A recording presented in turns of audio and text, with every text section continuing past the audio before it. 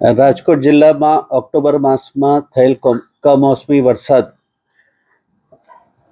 ધોરાજી, જેતપુર, લોધિકા, જસદણ, ઉપલેટા, ગોંડલ અને વિછિયા તાલુકાની અંદર મોટા નુકસાન થયેલ, ખેતીને નુકસાન થયેલ છે.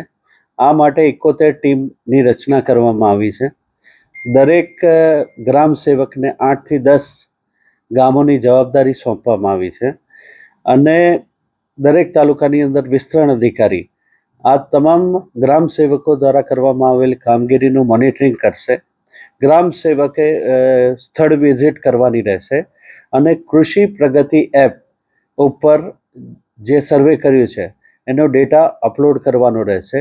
સાથે સાથે ફિઝિકલ વેરિફિકેશન પણ કરશે અને એના આધારે રિપોર્ટ જનરેટ કરી અને સરકારશ્રીમાં સાદર કરવામાં આવશે. અંદાજિત 71 ટીમની રચના કરવામાં આવી છે અને એના કારણે 10 દિવસમાં આ કામગીરી પૂર્ણ થઈ જશે.